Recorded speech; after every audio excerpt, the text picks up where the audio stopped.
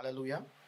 Can you turn your Bibles to 2 Chronicles chapter 16 verse 9? हम पढ़ेंगे दूसरा इतिहास उसका 16वां अध्याय 9वां वचन। देख, यहोवा की दृष्टि सारी पृथ्वी पर इसलिए फिरती रहती है कि जिनका मन उसकी ओर निष्कपट रहता है, उनकी सहायता में वह अपना सामर्थ्य दिखाए। तूने यह काम मूर्खता से किया है, इसलिए अब से तू लड़ाइयों में फंसा रहेगा। In the Amplified Version it says, "For the eyes of the Lord move to and fro throughout the earth." Everyone said to and fro. आर पार। You know what? What moves? The eyes of the Lord. The eyes of the Lord moves to and fro throughout the earth, so that he may support those whose heart is completely his. वाह, आमेन। Okay? So he's not just looking, now he's looking for those whom he can support.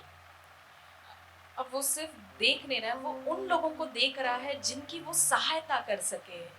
Can I tell you that there is a support system क्या मैं आपसे कहूँ कि सहायता करने का एक सिस्टम है, that God wants to give you? वो परमेश्वर आपको देना चाहता है। In fact, God himself want to support you. बल्कि परमेश्वर खुद आपकी सहायता करना चाहता है। Amen. So when I'm saying support, I'm not just talking about helping. God is helping. I'm talking about God is supporting you. God is standing with you. You know those friends, they say, "Go ahead, I'm there, I'm supporting you." And you know that in your own strength you cannot do it, but you have confidence in your friend now.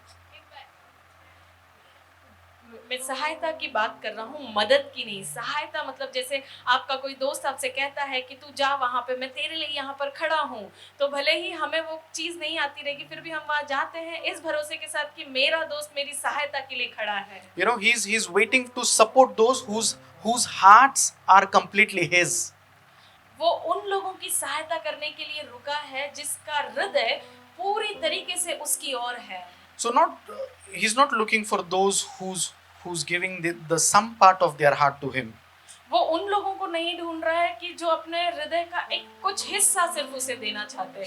He is saying that if you give your heart to me completely, वो यहाँ पर कह रहा है कि तुम्हें तुम्हारा हृदय पूरी तरीके से मुझे देना है।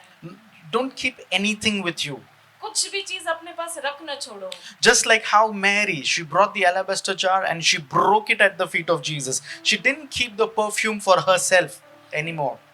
ये उस मरियम मगदलिनी की जैसा है जिसने उस इत्र का पात्र लाकर प्रभु यीशु के चरणों में फोड़ा।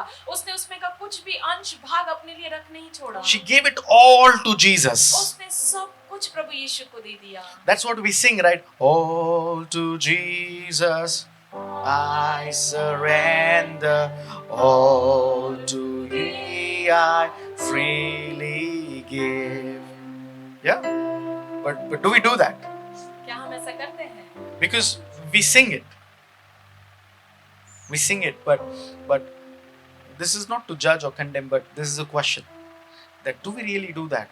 Because the Bible says when someone gives their all to the Lord, the Bible says, in this version, Amplified Version, it says that God is waiting to support such people.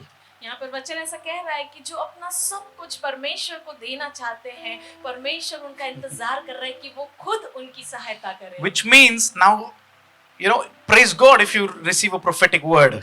परमेश्वर का धन्यवाद हो अगर आपने नबूवत की शब्द को पाया है। But it also means every word that you speak, it becomes prophetic now. इसका मतलब ये भी है कि अभी जो भी शब्द आप कहते हैं वो भी नबूवत का होता है। Every word that comes from God हर एक शब्द जो परमेश्वर के द्वारा आता है has the capacity to manifest. उसके अंदर क्षमता होती है कि वो पूरा हो। Amen. But here the Lord is saying, I am looking to and fro. यहाँ पे परमेश्वर कह रहा है कि मैं अपनी नजर घुमा रहा हूँ, आर पार देख रहा हूँ। He says, my eyes are looking to and fro मेरी दृष्टि आर पार देख रही है to find those people whose hearts are completely His. और उन लोगों को वो खोज रहा है जिसका हृदय पूर्णतः उसकी ओर है। Amen. So that He may support. ताकि वो उनकी सहायता करे। Everyone say support. हर कोई कहे सहायता। Those whose heart is completely His. वो जिनका हृदय पूर्णतः उसकी ओर है। Come on, if this week, if we decide, God, I want to give you my all. इस हफ्ते अगर हम निर्णय ले कि परमेश्वर मैं मेरा सब कुछ तुझे देना चाहता If you are हूँ। someone who has given 60% of your heart to the Lord in this week, can you give the remaining 40 to Him? अगर अब तक आपने सिर्फ 60% अपना दिया होगा प्रभु यीशु को, तो इस हफ्ते क्या आप अपना पूरा देना चाहेंगे प्रभु Or यीशु if you're को? someone who's given 99% of your heart to the Lord, but you're still with 1%. अगर आप में से कुछ ऐसे भी होंगे जिन्होंने 99% परमेश्वर को दिया होगा, अब भी आपके पास 1% बाकी है। So this week, can you give that 1% to the Lord again? तो इस हफ्ते क्या आप वो बचा हुआ 1% भी परमेश्वर को वापस देंगे? And say, Lord, okay, I thought I gave you my all, but now I check there is something still left. So I'm coming back to you and I'm giving myself completely to you. और हम कहेंगे कि परमेश्वर मुझे ऐसा लगा कि मैंने मेरा सब कुछ दे दिया है, लेकिन जब मैंने खोजा तो मैंने पाया कि अब भी कुछ मेरे में बचा था, वो भी मैं तुझे देना चाहता हूँ। Can you tell him that, Lord, I give myself completely to you this morning? क्या हम उससे कहेंगे कि परमेश्वर मैं अपने आप को पूर्णतः तुझे सौंपना चाहता हूँ इस सुबह? Because the reward of giving your heart completely to the Lord is you get the support from God. तो जो आपको रिवॉर्ड है, जो उसका प्रतिफल जो मिलने वाला है जब आप अपना सब कुछ उसे देते हैं, वो प्रतिफल ये है कि वो खुद स्वयं आपकी सहायता करेगा। See, talking about God and walking around is a different thing. परमेश्वर के बारे में बात करके कहीं और चला जाना ये अलग बात है। But walking around with the support of God is something that cannot be, that cannot be expressed in any other way. लेकिन चलना परमेश्वर की सहायता के साथ इस चीज का कोई दूसरा तुलना नहीं है। Hallelujah. We can talk about God and walk around. हम परमेश्वर के बारे में बात करके कहीं और जा सकते हैं। Hallelujah. But the demons will not tremble. लेकिन शत्रु वहां पर थरथराएंगे नहीं। But when we walk with the support of God, that's when the demons will tremble. लेकिन जब हम परमेश्वर की सहायता से चलेंगे तो शत्रु को थरथराना होगा। And all this while you thought demons were troubling, now you hear demons saying that, why are you troubling me? आपको इतने समय तक ऐसा लगता होगा कि शत्रु आपको परेशान कर रहा है, लेकिन अब शत्रु आके बोलेगा कि भाई तू मुझे क्यों परेशान कर रहा है? Amen. So maybe you're sleeping on your bed and then maybe you see some activity happening in the living room at 2:30 a.m. आप अपने बेडरूम में सोए हैं और रात के 2:30 बजे कुछ तो आपके हॉल में हो रहा है। So you don't panic now. अब आप डरोगे नहीं अभी। From bed only you command, get out. आप अपने बिस्तर से उठ के कहेंगे कि निकल बाहर। It's good I'm sleeping, else you'll be in trouble. अच्छी बात है कि मैं सोया हूँ, नहीं तो बड़ी परेशानी होती तुझे। Amen. Because I have a support now from the क्योंकि Lord. अभी मेरे पास सहायता है। Because my heart is given completely to the Lord, so He is now looking for to and fro for me. क्योंकि मैंने अपना हृदय पूर्णतः उसे सौंप दिया है, तो अब वो आर पार देख रहा है। Amen. And He located me. और उसने मुझे स्थित किया है। And now I have the support from God. और अब मुझे परमेश्वर की ओर से सहायता है। So when the enemy says, oh, but you are this, how can you do this? What do you have? So you just tell him, I have a support from God. अगर शत्रु आकर आपसे कहे कि तू ऐसा था, तेरे पास है ही क्या, तो उससे कहे कि मेरे पास परमेश्वर की सहायता है। Amen. I have a backup. मेरे पास एक बैकअप है। I have a support. मेरे पास एक सहायता है। Come on. I'm not an orphan. There is a backup. मैं अनाथ नहीं हूँ, मेरे पास एक बैकअप है। Gone are those days when I was orphan. वो दिन चले गए जब मैं अनाथ था। Now I stand in the identity of the word. लेकिन अब मैं वचन के परिचय में खड़ा रहता हूँ। Now I stand boldly with the presence of Jesus. अब मैं परमेश्वर की उपस्थिति के साथ दृढ़ता से खड़ा रहता हूँ। Now I will not even ask. I will take. अब मैं पूछूंगा नहीं, बल्कि मैं ले लूंगा। Because I have a support. क्योंकि मेरे पास सहायता है। Ask. You're not liking this? You're liking this? Amen. Because we need to know who this God is and how this God functions. हमें जानने की जरूरत है कि ये परमेश्वर कौन है और ये किस तरीके से काम करता है। Amen. If you are a servant, you have to knock the door and wait outside. अगर आप सेवक हैं तो आपको दरवाजा खटखटाना है और बाहर इंतजार करना है। But if you are a son, you have the privilege to walk in. लेकिन यदि आप बेटे हैं तो आपके पास वो पावर, वो प्रिविलेज है कि आप डायरेक्ट अंदर आ सकते हैं. But God is little upset looking at those sons who don't know who they are. लेकिन परमेश्वर इस सुबह नाराज होता है उन बेटों को देखकर जिन्हें इस बात का अश्योरिटी नहीं है. Amen. So this morning, let me remind you that you are a son and a daughter of the living God. इस सुबह मैं आपको याद दिलाना चाहता हूँ कि आप परमेश्वर के बेटे और बेटियां हैं. Amen. There is a father, his name is Jesus. यहाँ एक पिता है जिसका नाम प्रभु यीशु है. Amen. And his word says that I'm looking to and fro. और उसका वचन My कहता है, eyes are moving to and fro. उसका वचन कहता है कि मेरी दृष्टि आर पार ढूंढ रही है. To find those whose hearts are completely his. उन लोगों को खोज रही है जिसका हृदय पूर्णतः मेरे तरफ है. Amen. Can you in this week, can you take a moment and see the posture of your heart? इस पूरे हफ्ते में क्या आप समय निकाल कर अपने हृदय का जो पोस्चर है उसे आप देखेंगे, नजर करेंगे उस पर? More than you study anything else on the outside, can you study your heart? इससे ज्यादा कि आप बाहर की किसी चीज का अभ्यास करें, आप इस पूरे हफ्ते अपने हृदय का अभ्यास करें. Amen. And can we do the analysis क्या हम इसका एनालिसिस करेंगे and see, okay, if something is breaking the heart of God, how am I friends with that? वो चीज जो परमेश्वर का हृदय तोड़ रहा है, मेरी दोस्ती उस चीज के साथ कैसे हो सकती है? So, is my heart also breaking for the things that for which the heart of the Lord is also breaking? क्या मेरा हृदय भी उस चीज के लिए टूट रहा है जिसके लिए परमेश्वर का हृदय टूट रहा है? Hallelujah. Amen. Or am I comfortable with the same lifestyle? या मैं उसी जीवन शैली के साथ आराम में हूँ? It's Monday, I don't care. I'll when the time comes, I will give my life to Jesus. सोमवार मुझे कोई फर्क नहीं पड़ता, जब समय आएगा तब मैं अपना जीवन परमेश्वर को दूंगा. But do you know that there is a word लेकिन क्या आप जानते हैं कि वहाँ पर वचन है which requires a response from our side? जिसे हमारे तरफ से उत्तर की जरूरत है. Amen. Because the Bible says, the later portion it says, you have acted foolishly in this. Therefore, from now on, you will have wars. Which means you've been ignorant about the presence of God. Which means your hearts were not completely given to the Lord.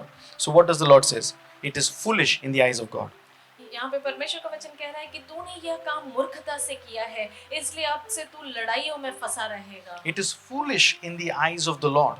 ये परमेश्वर के नजर में मूर्खता का काम है. The Lord says, if you've not given your heart completely to Him, He says, it is a foolish activity that one could ever do. अगर आपने अपना हृदय पूर्णतः परमेश्वर को नहीं दिया है, तो परमेश्वर कह रहा है कि ये सबसे मूर्खता की बात है. Hallelujah. Can you turn your Bibles to Genesis 22? क्या हम उत्पत्ति का अध्याय, उत्पत्ति की पुस्तक 22वां अध्याय पढ़ेंगे? Verse 1, it says, now after these things God tested Abraham and said to him, Abraham, and he answered, here I am. यहाँ पर लिखा है, इन बातों के पश्चात ऐसा हुआ कि परमेश्वर ने इब्राहिम से ये कहकर उसकी परीक्षा की कि हे इब्राहिम, उसने कहा, देख मैं यहाँ हूँ. Amen. And the Amplified it says God tested, and it says the faith. So what was tested? Abraham's and commitment. Which means faith is important. इसका मतलब faith बहुत important है. So everyone who's sitting in this house this morning, तो हर एक जन जो इस घर में इस सुबह बैठे हैं, the reason we are here is because we are not faithless. एक ही कारण है कि हम यहाँ पर है कि हम विश्वासहीन लोग नहीं हैं. Amen. The reason for you to be in this house this morning is because you have faith. एक ही कारण है आज सुबह इस घर में आप लोग उपस्थित हो क्योंकि आपके अंदर विश्वास है. Amen. And then faith has its own graph depending on individuals. और फेथ का अपना एक ग्राफ है हर एक व्यक्ति को लेकर। So that's what Jesus says. Jesus doesn't say according to my faith it should happen. He says according to your faith. इसलिए परमेश्वर ने ऐसा नहीं कहा कि मेरे विश्वास के अनुसार, बल्कि प्रभु यीशु कहता है कि तेरे विश्वास के अनुसार। So when Jesus heals certain people, he says your faith has made you well. जब प्रभु यीशु ने कुछ लोगों को चंगा किया तो प्रभु यीशु ने उनसे कहा कि तेरे विश्वास ने तुझे चंगा किया। Are you with me?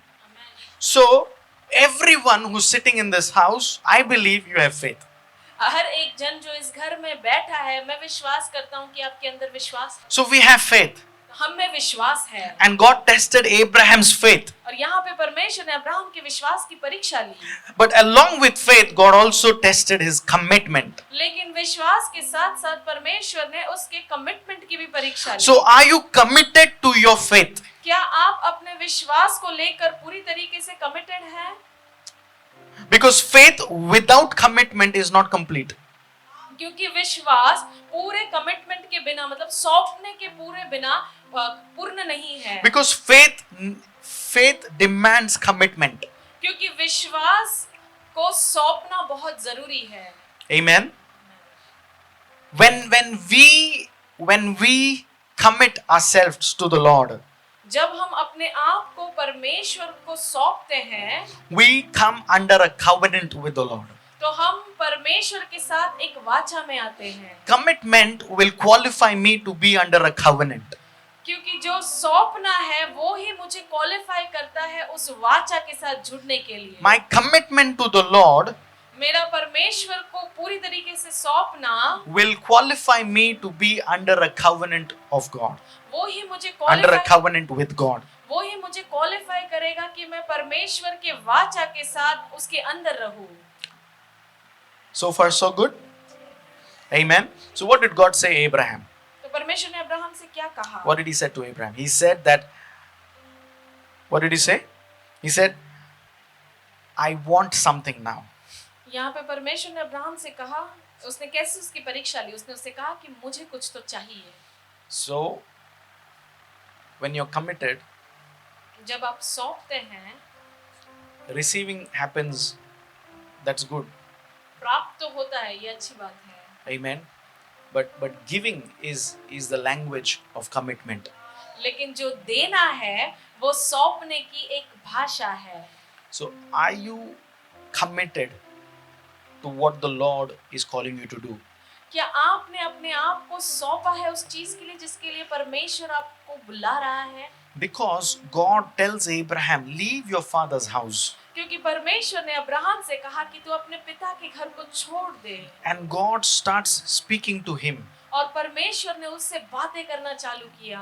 And as soon as he leaves his father's house, और जैसे ही वो अपने पिता के घर को छोड़ता है, he doesn't know now what to do. वो नहीं जानता कि अब क्या करना है। But there is an instructions that keeps coming from the Lord. लेकिन कुछ निर्देश है जो उसको आते जा रहे हैं लगातार परमेश्वर की ओर से। So as he decides to leave, his nephew says, I will also join you. और जैसे ही वो निर्णय लेता है कि वो वहां से निकले, तो उसका जो भांजा है वो भी उससे कहता है कि मैं भी आऊंगा तेरे साथ। So when you are committed, और जब आप सौंपते हैं, you inspire the other generation. तो आप दूसरों को भी प्रोत्साहित करते हैं। You don't tell people to walk with God. You walk with God and people will start walking with God. आप लोगों से नहीं कहेंगे कि परमेश्वर के साथ चले, बल्कि आप खुद परमेश्वर के साथ चले, पर आपको देखकर वे भी परमेश्वर के साथ चले। Because God heard Abraham heard God. क्योंकि अब्राहम ने परमेश्वर की बात सुनी।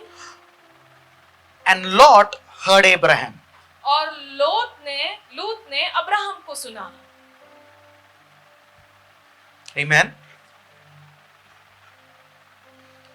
So when you obey God, जब आप परमेश्वर का आज्ञा पालन करते हैं, you become the representation of God. तो आप परमेश्वर को दर्शाने वाले बन जाते हैं। You become the representative of God. आप परमेश्वर के एक दर्शनकार बन जाते हैं। When you obey the Lord, जब आप परमेश्वर की आज्ञा पालन करते हैं, you become the ambassador of God. आप परमेश्वर के राजदूत बन जाते हैं। Come on, I'm not saying anything on my own right now. I'm speaking from the word. मैं अपने मर्जी से कुछ नहीं कह रहा, बल्कि मैं वचन के द्वारा बात कर रहा हूँ।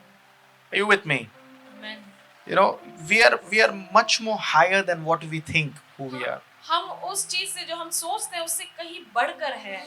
But we need to come to that place where we first get rid of the lie of the enemy. लेकिन हमें उस स्थान पर आना है जहां हमें शत्रु के झूठ से अपना पीछा छुड़ाना है. Do you remember that before God could call Abraham, it was Abraham's father who was supposed to be used by God. क्या आप जानते हैं इससे पहले कि परमेश्वर अब्राहम को बुलाए, अब्राहम का पिता बुलाया जाने वाला था परमेश्वर. But because he didn't respond, क्योंकि लेकिन उसने उत्तर नहीं दिया, so Abraham had to walk now. तो लेकिन अभी फिर अब्राहम को चलना है.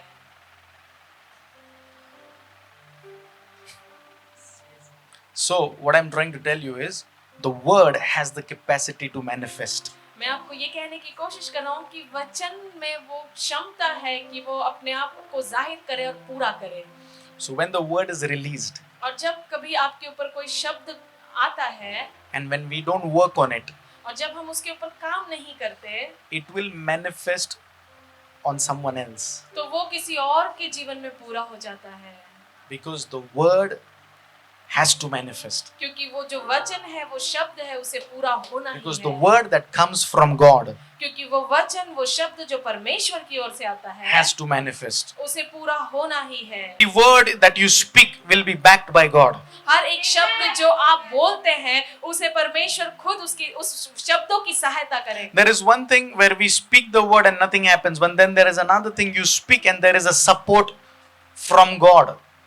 एक ऐसा भी शब्द है जिसे आपने कहा और कुछ भी नहीं हुआ, बल्कि एक ऐसा शब्द है जिसे आपने कहा और परमेश्वर ने उस शब्द की सहायता की. Amen. How did God create the world? God spoke. There was a word that was used and things came into existence. परमेश्वर ने सृष्टि को कैसे रचा? परमेश्वर ने बस कहा, उसने शब्दों का प्रयोग करके इस पूरी सृष्टि को रचा. He made all the animals, उसने सारे जानवरों को बनाया, every creature. हर एक जीव जंतु को. And then what he did, he made man, और उसके बाद उसने क्या किया? उसने मनुष्य को whom बनाया he named Adam. और जिसे उसने आदम करके नाम रखा. And he brought Adam before his creation now. और अब उसने आदम को उसने जितनी भी सृष्टि की थी उसके सामने लाकर खड़ा किया. He made him stand before the animals. उसने उस जानवरों के सामने उसे खड़ा किया. And he told Adam, whatever you call them, it will be their name. और उसने आदम से कहा कि जो कुछ तू उन्हें बुलाएगा वो ही उनका नाम हो जाएगा. Because I see your heart is fully committed to me, so you have my support now. और क्योंकि मैं जानता हूँ कि तेरा हृदय पूरी तरीके से मुझे सौंपा हुआ है, तो मेरी सहायता तेरे साथ है. So Adam sees an animal who's huge, who's gray in color, and who has a trunk, and Adam says, elephant.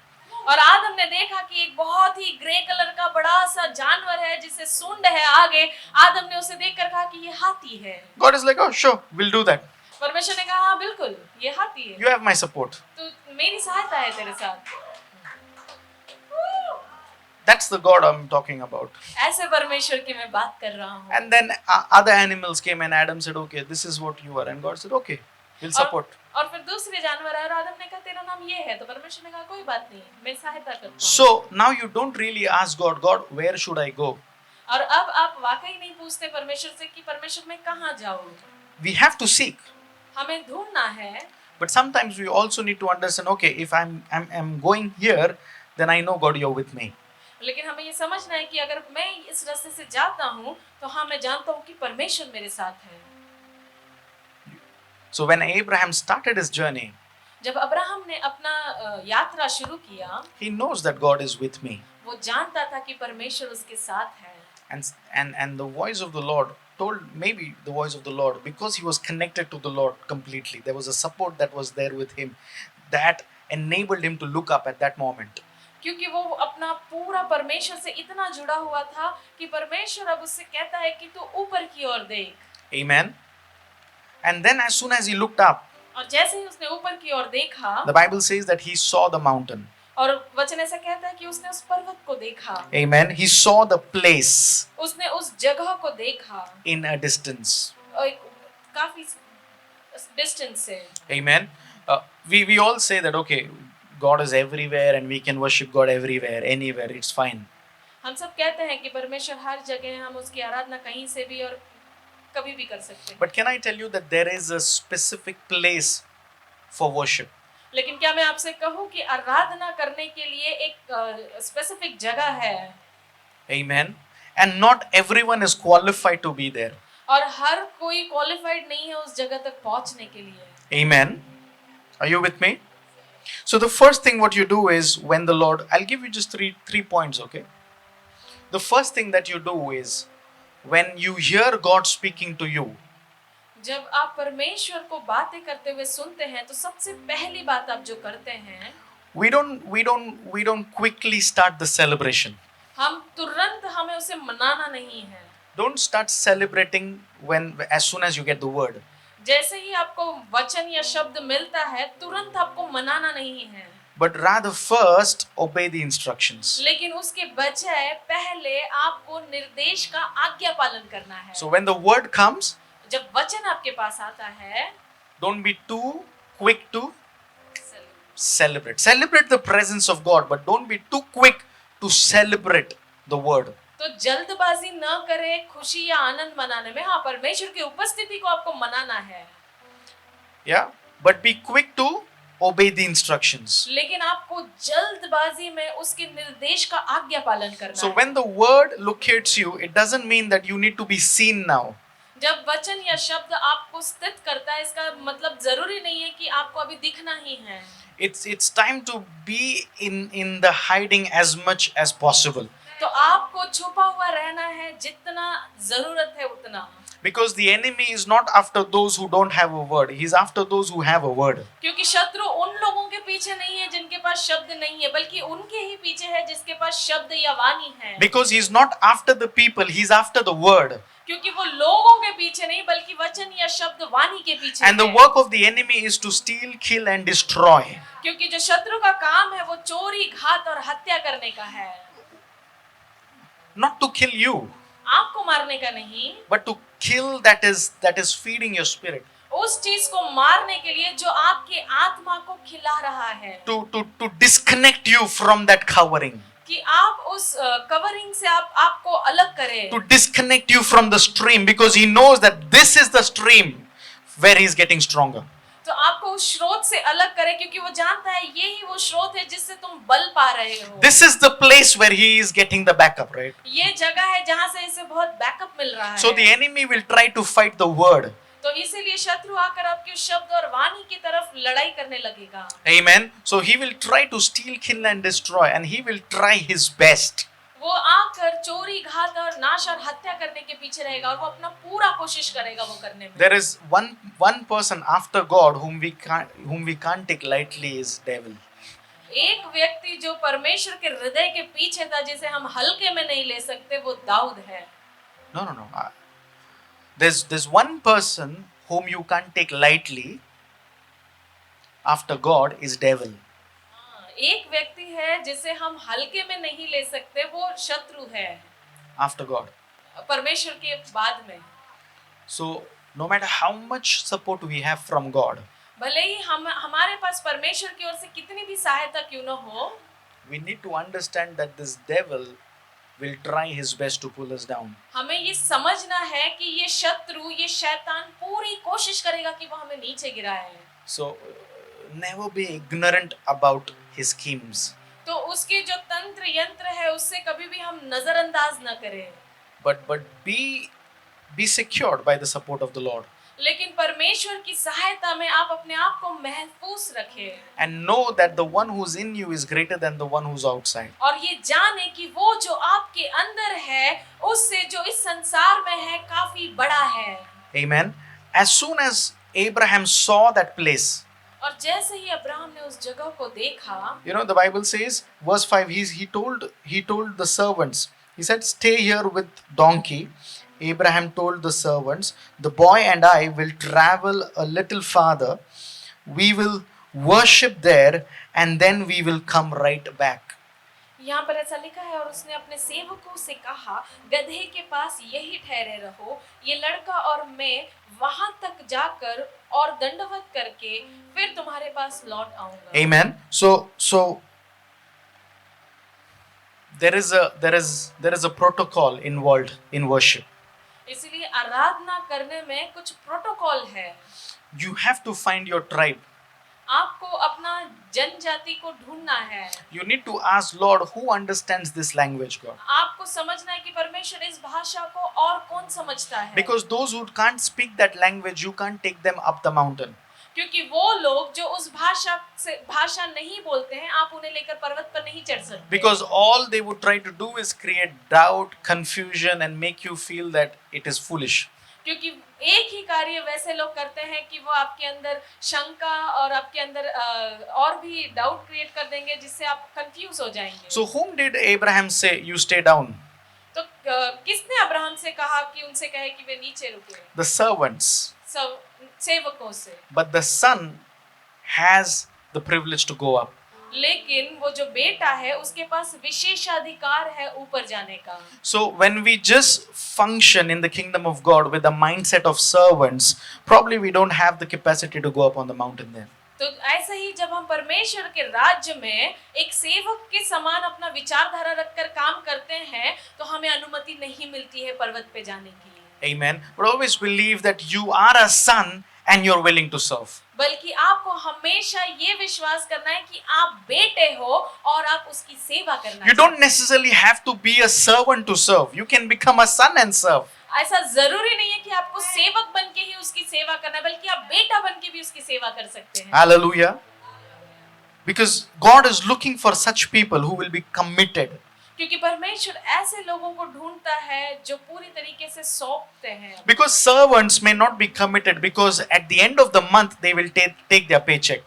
क्योंकि जो सेवक होते हैं वे पूरी तरीके से सौंपे हुए नहीं रहते हैं, क्योंकि महीने के आखिर में उन्हें उनका तनख्वाह चाहिए होता है। But you don't give salary to the son. लेकिन बेटे को आप तनख्वाह नहीं देते। The son will get everything that you have in inheritance. तो बेटे को पास हर एक चीज है जो बाप का है, वो उसे रियासत में मिलती है। So if I'm a servant, then probably I will not give my full commitment to the Lord. अगर यदि मैं सेवक हूँ तो मैं अपने आप को पूरी तरीके से परमेश्वर को नहीं सौंपूंगा। Just like if I tell you, when you go to your office, you will not do everything with wholeheartedly, right? जैसे अगर आप अपने ऑफिस में जाते हैं तो आप वहां पे जाके हर एक चीज नहीं करते हैं पूरा एकदम दिल उसमें मन लगाकर। But what if you have your own startup, your own company? Now you will not function like an employee. Now you know that, come on, if I'm the owner now, you don't get salary, you get profit.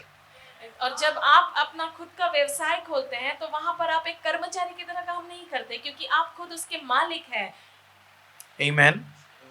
10 लोग का CTC is your profit. Wow, amen. You know, that's how you will function, right? That's how you will function, because now you know that there is a higher call, there is a higher responsibility, greater responsibility. अभी ऐसा नहीं चलेगा, okay, 10 minute late जाएगा, half an hour late जाएगा. No, now you know, no, this is I am. This is what I'm supposed to do. This is something that I am supposed to do. If I do it, then they will do it. क्योंकि अब आप जानते हैं कि ये मुझे करना है, क्योंकि यदि मैं ये करूंगा तो दूसरे भी ये करेंगे। Amen. So real worship happens on the mountain. तो जो असली आराधना है वो पर्वत पर होता है। Amen. So all this while, if we are worshiping, we need to understand that we are on a journey.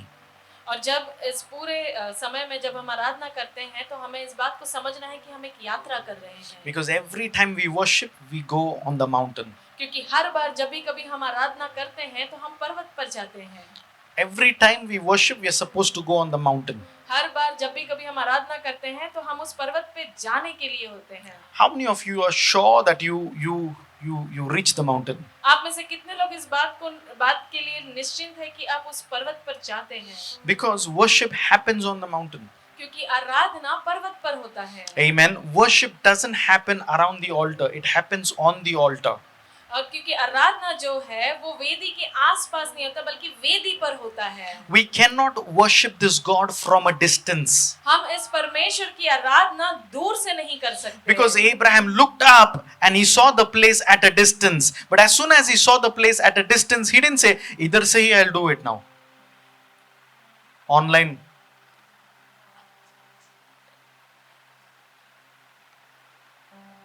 He was not looking for a YouTube service.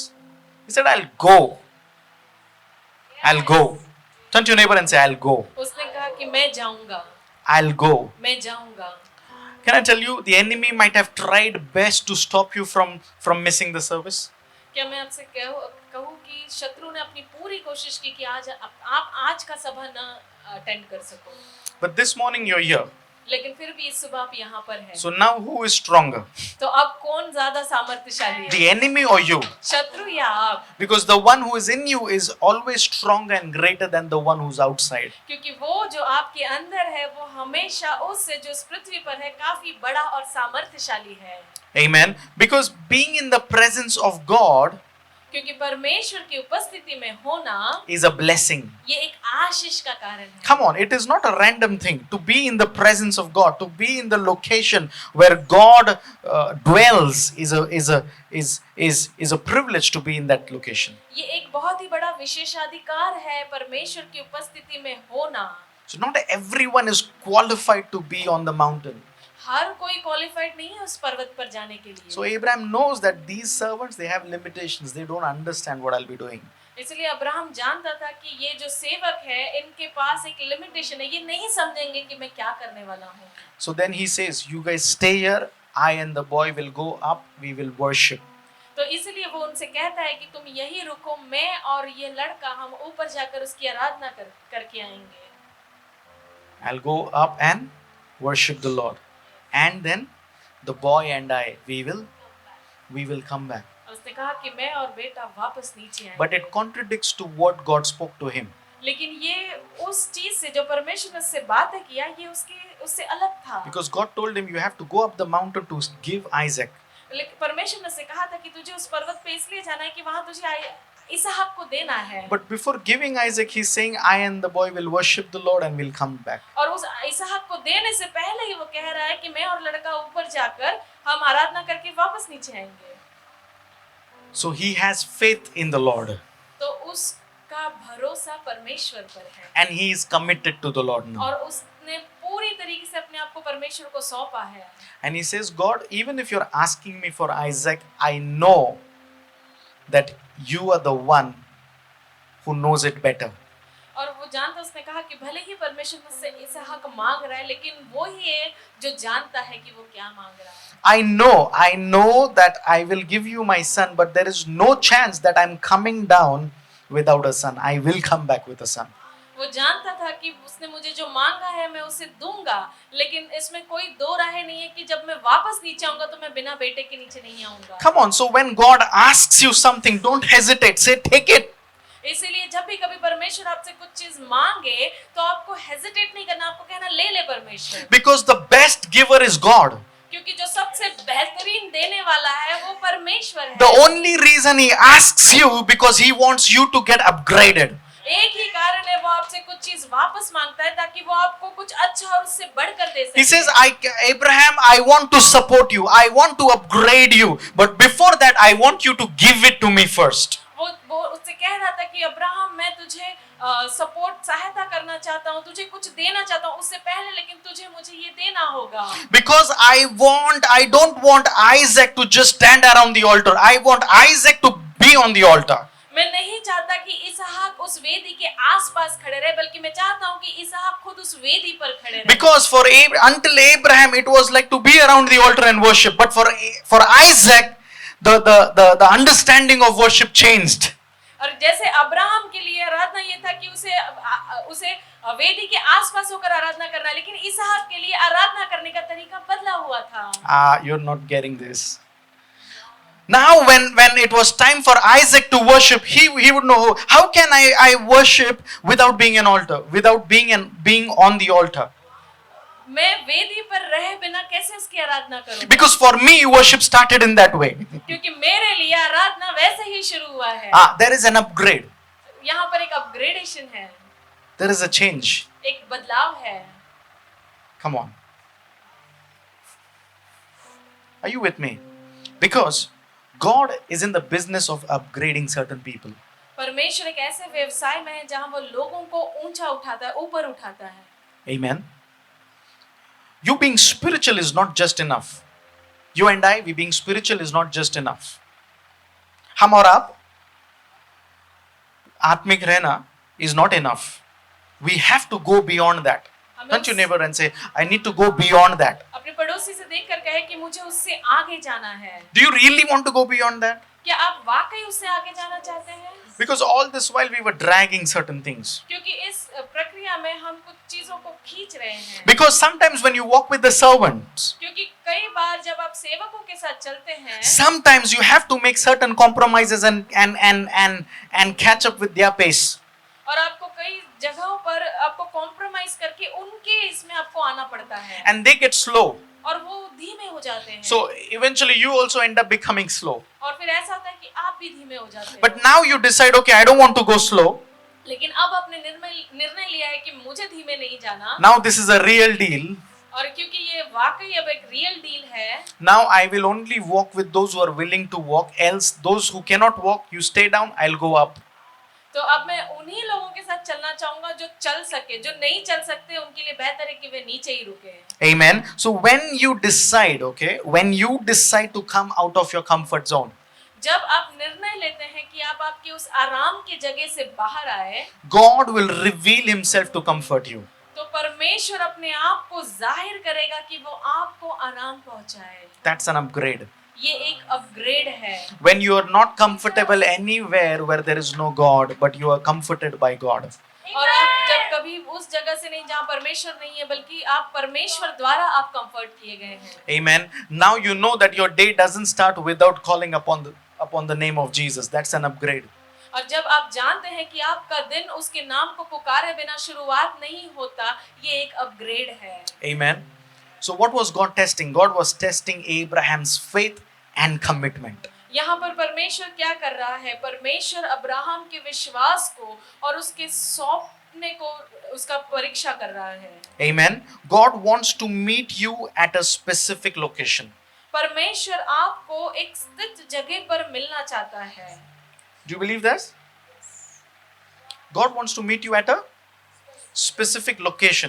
परमेश्वर आपको एक स्पेसिफिक जगह पर ही मिलना चाहता है। But are you ready for that? लेकिन क्या आप उसके लिए तैयार हैं? Can you find out that location? क्या आप उस जगह को खोजोगे? Amen. Because when God speaks, there is a lot of work that we need to do then.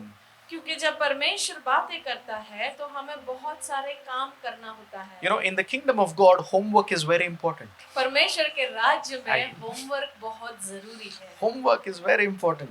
Homework बहुत जरूरी है। Homework, turn to your neighbor and say, homework is very important. अपने पड़ोसी से देखकर कहे कि होमवर्क बहुत जरूरी है। Have you done your homework? क्या आपने आपका होमवर्क किया है? Have you done your research? क्या आपने आपका रिसर्च किया है? Have you prayed enough? क्या आपने प्रार्थना किया है? Have you cried enough? क्या आपने सही तरीके से आप रोए हैं? Because you cannot outsource the work of prayer. क्योंकि प्रार्थना करने का जो काम है वो आप किसी और को नहीं सौंप सकते। Prayers can't be outsourced. प्रार्थना किसी को नहीं दिया जा सकता। We can't hire people to pray on our behalf. हम लोगों को हायर नहीं कर सकते कि वो हमारे लिए प्रार्थना करें। We can't outsource our prayers to a man of God and ask him to pray on our behalf and we don't pray. हम परमेश्वर के किसी जन को हम हायर करके नहीं रखें कि वो निरंतर आपके लिए या आपके बिहाफ पे प्रार्थना करते रहें। We ask the one whom the Lord sends, whom the Lord has appointed, we ask them to pray, but that doesn't mean that we don't do the homework. हम उस व्यक्ति से जिसे परमेश्वर ने नियुक्त किया है, हम उससे पूछते हैं, उससे मांगते हैं कि वे हमारे लिए प्रार्थना करें, लेकिन इसका ये अर्थ ये नहीं है कि हम हमारा होमवर्क न करें। Because your faith is being tested. क्योंकि आपका विश्वास की परीक्षा की जाएगी। Amen. And along with the faith, the commitment is also tested. और विश्वास के साथ-साथ आपका सौंपने की भी परीक्षा की जाएगी। So why is it that Monday, Tuesday and Wednesday there is faith? ऐसा क्यों होता है कि सोमवार, मंगलवार, बुधवार एक बहुत ही विश्वास होता है, And then maybe Wednesday afternoon there is a slight drop in the graph. और फिर बुधवार के दिन दोपहर के वक्त विश्वास में थोड़ा सा नीचे गिरावट होने लगता है। And Thursday, before you know that, you find yourself in that mess. और गुरुवार के दिन इससे पहले आप जाने आप ऑलरेडी उस मेस में हो जाते हैं। We'll find ourselves in that mess. हम अपने आप को उस मेस में पाते हैं। And then Friday we try to come out now. और शुक्रवार के दिन हम उससे बाहर आने की कोशिश करते Because हैं। in 2 days we have to go back to church. क्योंकि अब 2 दिन में हमें चर्च वापस जाना है। Amen. So faith is good, but then there is commitment that is also tested by the Lord. विश्वास अच्छी बात है, लेकिन जो आपका सौंपना है वो भी परमेश्वर द्वारा परीक्षा किया जाएगा। No relationship will get stronger without a commitment. कोई भी रिश्ता बिना सौंपने के वो मजबूत नहीं होता। Amen. So Jesus dying on the cross was commitment. प्रभु यीशु उस सूली पर मरना ये भी एक कमिटमेंट है। He was committed to the plan of God. वो परमेश्वर की योजना को पूरी तरीके से सौंपे हुए He was थे। committed to the plan of his Father. वो अपने पिता की योजना को पूरी तरीके से सौंपे गए थे। We may think that Jesus loved us and he died for us. हमें ऐसा लगता होगा, हम ऐसा सोच सकते हैं कि प्रभु यीशु हमसे प्यार करता है और वो हमारे लिए उसने जान दी।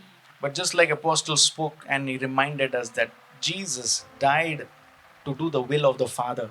लेकिन जैसे अपोस्टल ने हमें इस बात का याद दिलाया कि प्रभु यीशु उस सूली पर मरे अपने पिता की इच्छा पूरी करने How many के of you remember that word? आप में से कितने इस बात को याद रखते हैं? Amen. If Jesus knows how to please the Father as a son, अगर प्रभु यीशु जानते हैं कि अपने पिता को कैसे आनंद पहुंचाए एक बेटे होने के नाते, how much more we need to please the Father through Jesus now. तो हमें कितना पिता को आनंद पहुंचाना है प्रभु यीशु के द्वारा, Through Jesus. प्रभु यीशु के द्वारा। Because there is nothing that we can do in our own strength and we can boast about. क्योंकि कोई भी चीज हम अपने सामर्थ्य में नहीं कर सकते और उस पर ना घमंड कर सकते।